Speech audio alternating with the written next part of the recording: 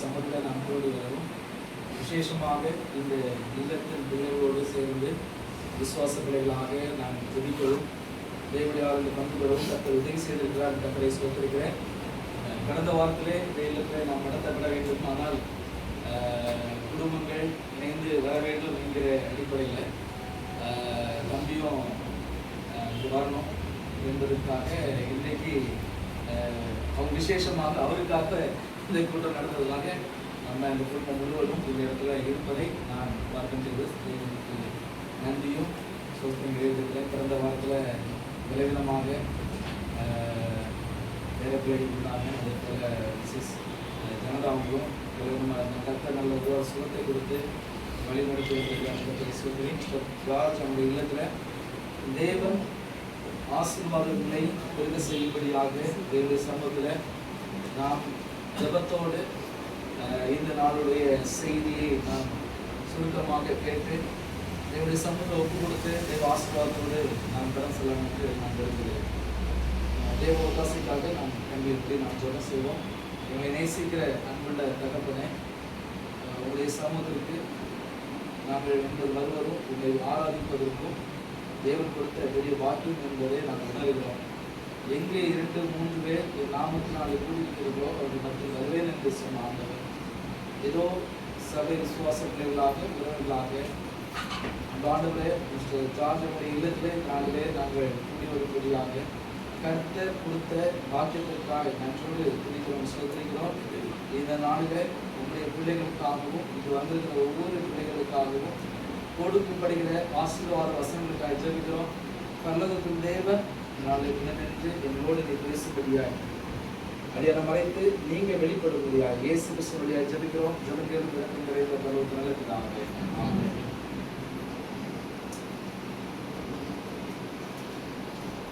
வேதாகமத்தில் ஒரு வசனம் இருக்கிறது.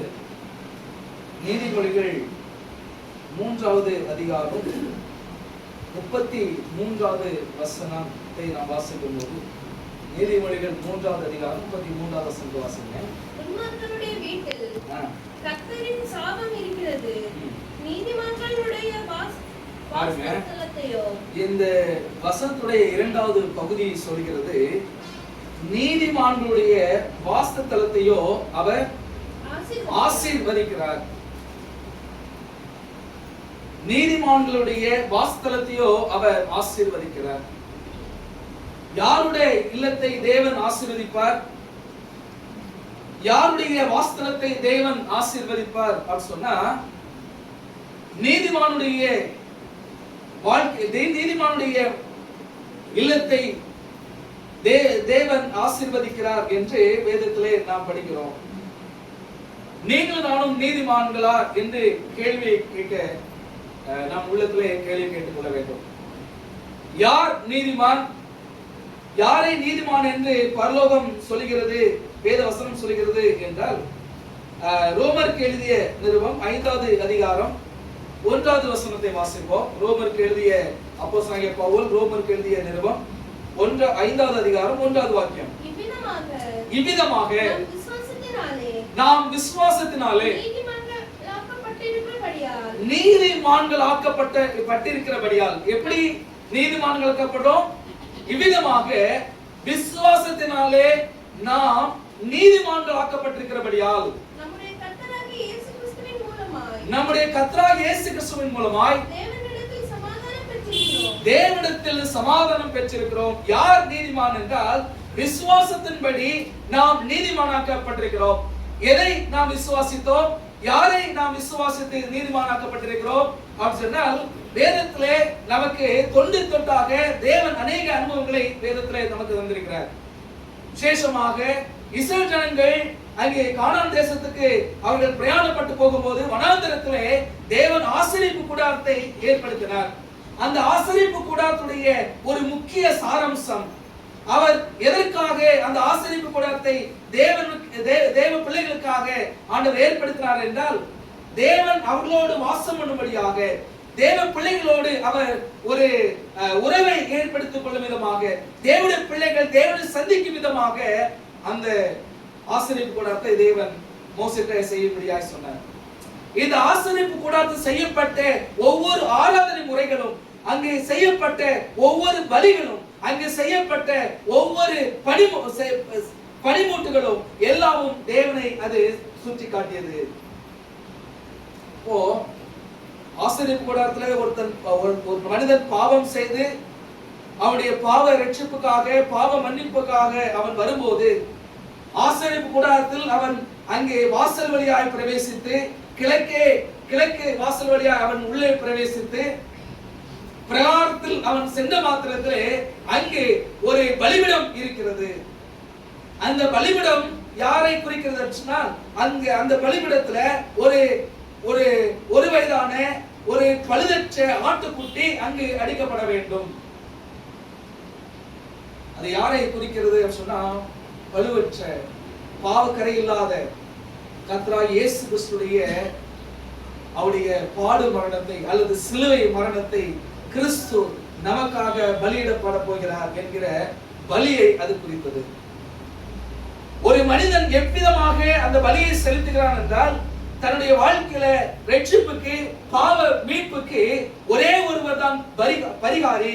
அவர்தான் என்னுடைய பாவத்தை ரட்சிக்க முடியும், அவர்தான் என்னுடைய பாவத்திலிருந்து விடுதலை செய்ய முடியும் என்று சொல்லி தன்னுடைய பாவத்தை எல்லாவற்றையும் அந்த ஆட்டின் மேல கை வச்சு அங்க ஊற்றுவாங்க, அல்லது பாவத்தை அறிக்கை செய்வாங்க. அந்த பாவம் எல்லாம் அந்த ஆட்டுக்குட்டிக்கு மேலாக செலுத்தப்படும், அது பலி செலுத்தப்படும், சந்து செய்யாக வெட்டப்படும். எனக்கு அன்பான தேவனுடைய பிள்ளைகளே, இதை செய்யும் போது இஸ்ரவேல் ஜனங்கள் எதை அவர்கள் முன்வைத்தார்கள் என்றால், கிறிஸ்து நமக்காக பலியிடப்பட போகிறார். வேதம் அதுதான் சொல்கிறது.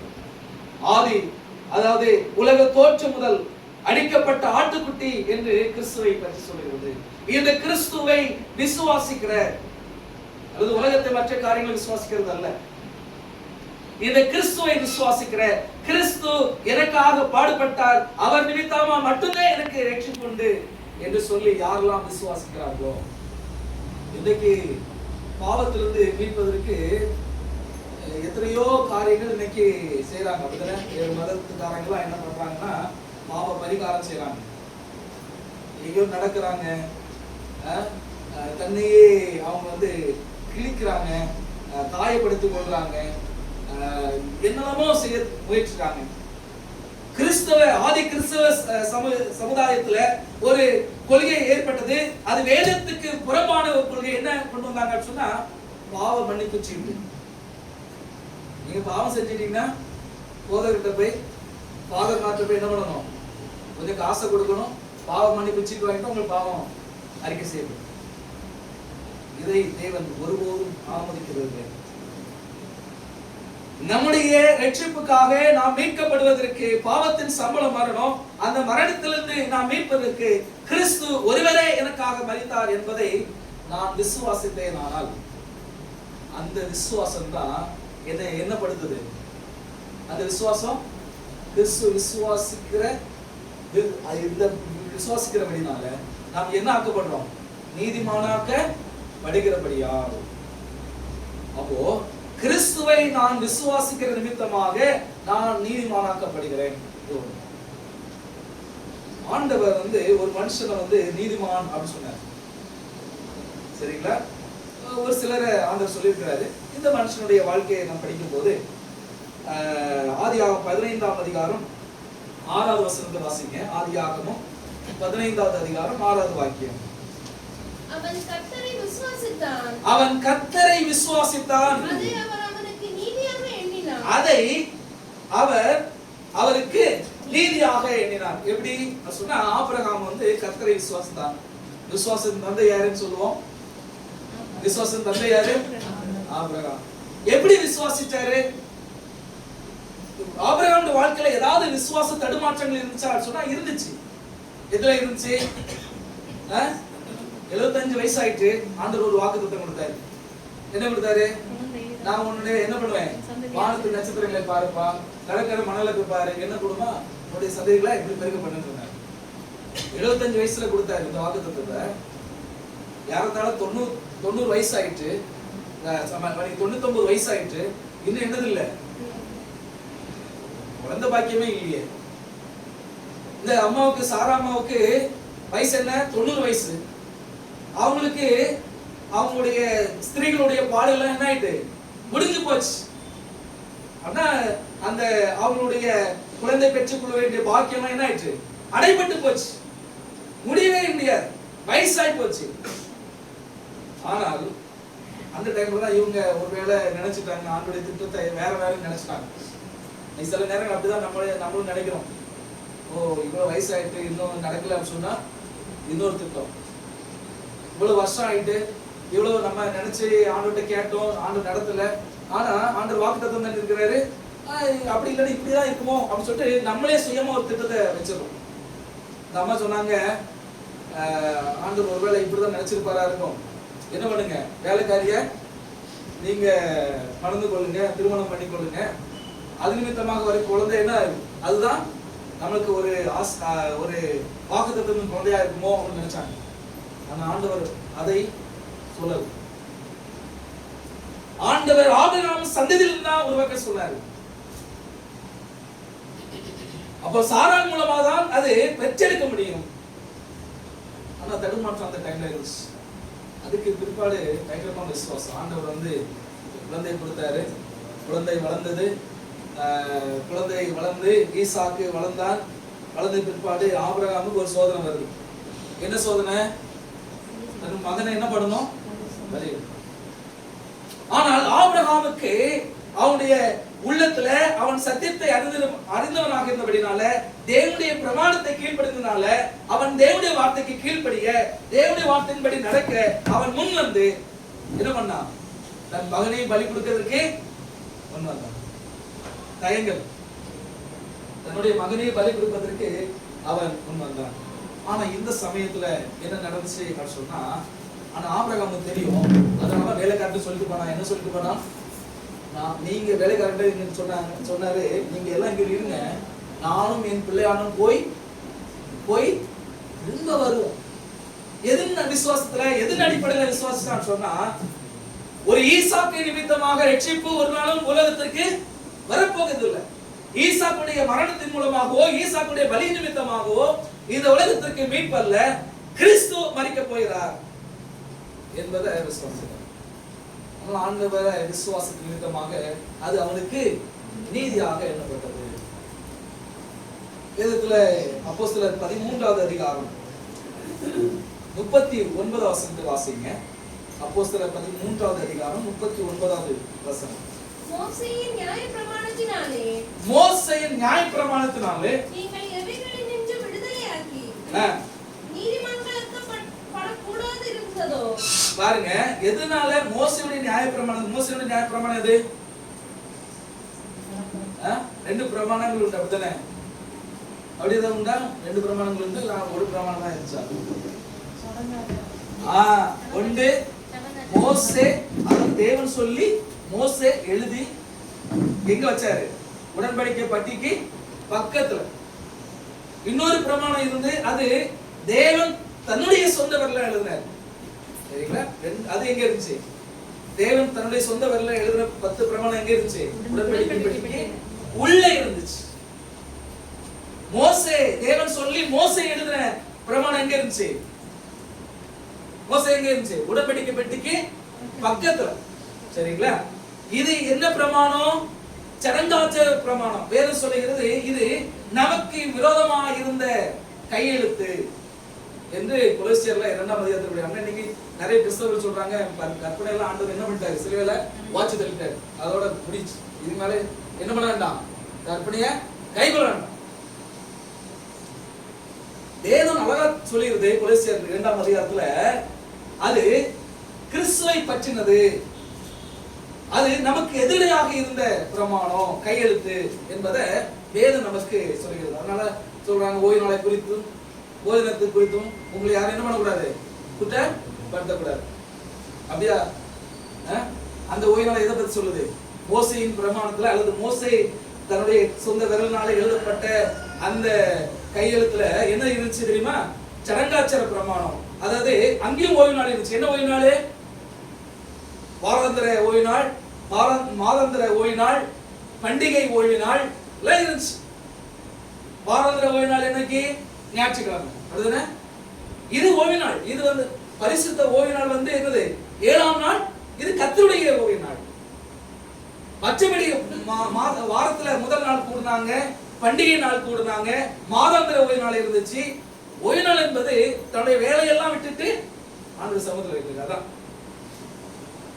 இப்போ இத வச்சுதான் இன்னைக்கு மற்ற அநேக கிறிஸ்தவர்களும் தவறாக இதை நினைச்சு கொள்றாங்க. ஆனா வேதம் சொல்கிறது பாருங்க, மோசே என்ன பண்ணாரு? வாசிங்க அந்த வசனத்தை. மோசேயின் நியாயப்பிரமாணத்தினாலே நீங்கள் எவைகளினின்று விடுதலையாக்கி நீதிமானாக்கப்பட்டிருந்ததோ. எதனால? மோசேயுடைய நியாயப்பிரமாணத்தினால என்ன பண்ண முடியாது? நீதிமானாக்கப்பட முடியுமா? இல்ல. அது சடங்காச்சார பிரமாணம். அன்னைக்கு நம்ம ஒரு நினைச்சிருக்கிறோம், நம்ம ஒரு விருத்த சேதனம் பண்றதுனால நீதிமானாக்கப்படுறோம். அன்னைக்கு இஸ்ரவேல் ஜனங்கள் மத்தியில் அப்படி ஒரு எண்ணம் இருந்துச்சு. ஒரு விருத்த சேதனம் பண்றதுனால நான் நீதிமானாக்கப்படுறேன், ஒரு பலி செலுத்துறதுனால நீதிமானாக்கப்படுறேன், நான் ஒரு கூடுகையில ஒரு பண்டிகை கூடுகையில நான் வந்து பலி செலுத்துறதுனால அதனால நீதிமானாக்கப்படுறேன். நான் இப்படி எல்லாம் செய்யறதுனால சடங்காச்சார பிரமாணம் அல்லது அந்த மோசையின் அந்த பிரமாணத்தின்படி நடந்தா அது நிமித்தமாக நீதிமானாக்கப்படுறேன் என்கிற எண்ணம் அந்த காலத்துல இந்த இஸ்ரவேலுக்கு இருந்துச்சு. அதனால அது என்ன நம்மள என்ன பண்ண மாட்டாது? நீதிமானாக்கப்பட்ட விசுவாசிக்கிறவன் அவைகளிலிருந்து விடுதலையாகி நீதிமானாக்கப்படுகிறான். அப்போ யாரை விசுவாசிக்கணும்? அது நம்மளை நீதிமானாக்கப்படுத்தாது.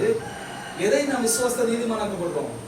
கிறிஸ்துவை, அதை பிரதிபலிக்கிற கிறிஸ்துவை நாம் விசுவாசிக்கும் போது நான் நீதிமானாக்கப்படுகிறேன்.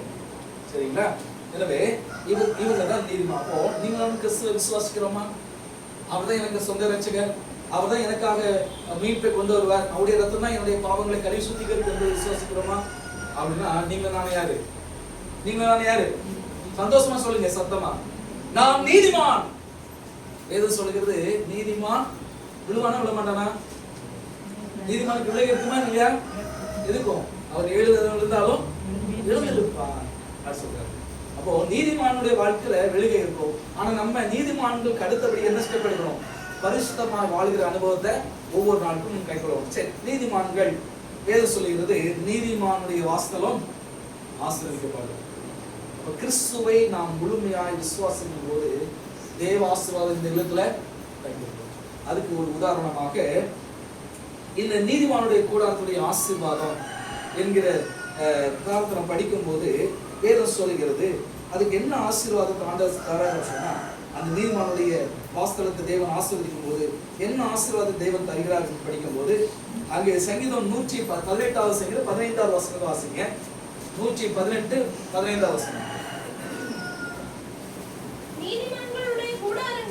நீதிமான்களுடைய கூடாரங்களில் எது கேட்குமா? நீதிமான்களுடைய கூடாரங்கள் ரட்சிப்பின் கெம்பீர சத்தம். நம்முடைய வீட்டுல ரட்சிப்பின் கெம்பீர சத்தம் கேக்குதா? இல்லைன்னா வேற ஏதாவது சத்தம் கேட்குதா? நம்முடைய வீட்டில், நீதிமானுடைய வீட்டுல ரட்சிப்பின் கெம்பீர சத்தம் கேட்கும். அங்கு ஆனந்தம் இருக்கும், ரட்சிப்பின் அனுபவம் இருக்கும், ரட்சிப்புக்கு ஏற்ற வாழ்க்கை முறைகள் இருக்கும். யோசுவா புஸ்தகத்துல ஒரு குடும்பத்தை பத்தி பேசுது. அங்க ரட்சிப்பின் கம்பீர சத்தம் உண்டாயிடுச்சு. எப்படி உண்டாயிடுச்சு தெரியுமா? அதை படிச்ச ரொம்ப ஒரு நல்ல அனுபவம். அதை படிச்சு தேவாசிரத்தோடு நாம முடிக்க போறோம். ராகாப் அப்படின்னு சொல்லிட்டு யாரு இருந்தா? ராகாப் அப்படின்னு சொல்லி வேசி அப்படின்னு தான் வேதம் சொல்லுது. ராகாப் என்று பெயர் கொண்ட ஒரு வேசி. இந்த யோசுவா புஸ்தகத்துல ராகாப் வரும்போதெல்லாம் அவளுக்கு அடமொழியா என்ன வந்துச்சு தெரியுமா? அடமொழியா என்ன பேர் வந்துச்சு தெரியுமா? ராகாப் என்னும் வேசி. ராகாப் என்னும் வேசி அப்படிதான் பதிவு செய்யப்படும். சரி, இந்த ராகாப் என்னும் வேசி எங்க இருந்தாங்க? எரிகோ பட்டணத்துல இருந்தாங்க. இப்போ இஸ்ரவேல் ஜனங்கள் கானான் தேசத்துக்கு பிரயாணப்பட்டு வரும்போது யோர்தானை கடந்துட்டாங்க. யோர்தானை கடந்து இப்போ எங்க போனோம்? எரிகோ தாண்டின பிற்பாடு கானான் தேசத்துக்கு போயிடும். இப்ப எரிகோ தாண்டணும். இப்ப எரிகோ தகத்திற்கு என்ன பண்ணணும் அப்படிங்கும் போது இப்போ யோசுவா 2ஆம் அதிகாரத்துல யோசுவா சொல்றாரு 2 பேரை அனுப்பி வேகு பார்க்கும்படியாக, சரிங்களா, அந்த எரிகோ தேசத்தை வேகு பார்க்கும்படியாக அனுப்புறாரு. எப்படி போனா நம்ம யுத்தம் பண்ணலாம், என்ன செய்யலாம், எப்படி இருக்கிறாங்க என்பதை பார்ப்பதற்கு 2 பேரை அனுப்புறாரு. இந்த 2 பேர் வேகு பார்க்க போறாங்க. உள்ள வேகு பார்க்க போகும்போது யார் வீட்டுக்கு போனாங்க தெரியுமா? யார் வீட்டுக்கு போனாங்க? ராகாப் வேசியுடைய வீட்டுக்கு போனாங்க. ஏன் சொன்னா இந்த அம்மா வீட்டுக்கு ஈஸியா போயிடலாம், மற்றவங்க வீட்டுக்கு ஈஸியா போக முடியாது. சொல்றதுதான் இந்த அம்மா வீடு எங்கதான் இருக்கு தெரியுமா? ஊருக்கு புறம்பதான் இருக்கும். அப்படின்னா தவறா நடக்கிற இந்த இல்லம் எங்க இருந்துச்சு? நிறைய பேர் வந்துட்டு போறதுக்கு, யாரும் தெரியாம வந்துட்டு போறதுக்கு இந்த இல்லம் எங்க இருந்துச்சு? கொஞ்சம் ஒதுக்குப்புறமா இருந்துச்சு. ஈஸியா அந்த வீட்டுக்குள்ள போயிடலாம். இந்த வீட்டுக்கு போனாங்க. வீட்டுக்கு போன மாத்திரத்துல இந்த வேசி இவர்கள் யார் என்பதை என்ன பண்ணாங்க? உணர்ந்து கொண்டாங்க. எதுக்குமா சொல்றாங்க? யோசுவா வாசிக்கிறேன். யோசுவா 2ஆவது அதிகாரம். யோசுவா 2ஆவது அதிகாரம் 10வது வசனம் 11வது வசனம் வாசிக்கிறோம். நீங்கள் எகிப்திலிருந்து புறப்பட்ட போது கர்த்தர் உங்களுக்கு முன்பாக பாருங்க, இவங்க மறந்துட்டாங்க. யாரு மறந்துட்டா? இஸ்ரேல் ஜனங்கள் மறந்துட்டாங்க. ஆண்டவர் அங்க எகிப்து விட்டு புறப்பட்டவங்க சிவந்த சமுத்திரத்தை தாண்டி வந்ததையும், தண்ணி இல்லாத வறட்சியா இருக்கும்போது தண்ணி கொடுத்ததையும், அவங்களுக்கு எதிராக வந்து சகல யுத்தத்தையும் ஆண்டவர் இருந்து மேற்கொண்டதையும், ஆகாரம் இல்லாத போது ஆகாரத்தை ஆண்டவர் மன்னாவினால போஷித்ததையும் யார் மறந்துட்டா? இஸ்ரேல் ஜனங்கள் மறந்துட்டாங்க. ஆனால் எரிகோல் இருக்கிற ஒரு வேசி என்ன பண்றாங்க? மறக்கல. அவங்களுக்கு இந்த நியூஸ் எல்லாம் கலெக்ட் பண்ணி வச்சிருக்காங்க. சரிங்களா? அவங்க அழகா சொல்றாங்க, இவங்க இப்படி சாட்சி யாருமே சொல்லல, இஸ்ரேல் ஜனங்கள் கூட சொல்லல. அதான் நீங்கள் எகிப்திலிருந்து புறப்பட்ட போது கர்த்தர் உங்களுக்கு முன்பாக சிவந்த சமுத்திர தண்ணீரை வற்றி போக பண்ணினதையும், நீங்கள் யோர்தானுக்கு அப்புறத்தில் சங்காரம் பண்ணின எமோரியரின் 2 ராஜாக்களாகிய சீகோனும் ஓகுக்கும் செய்ததை கேள்விப்பட்டோம் அப்படின்னு சொல்லி சொல்றாங்க. 11வது வசனம். கேள்விப்பட்ட போது எங்கள் இருதயம் கரைந்து போயிற்று. உங்களாலே எல்லாருடைய தைரியமும் அற்று போயிற்று. ஏன் சொன்னா இவங்கெல்லாம் நடந்து வரும்போது, இப்பெல்லாம் பிரச்சனையை சந்திச்சு அவங்க வெற்றி பெறும்போது யார் அவங்க கூட இருந்ததா யோசித்தாங்க? தேவன் அவங்களோடு இருக்கிறார் என்பதை இவங்க நினைச்சு இவங்க எல்லாம் பயப்பட தொடங்கிட்டாங்க.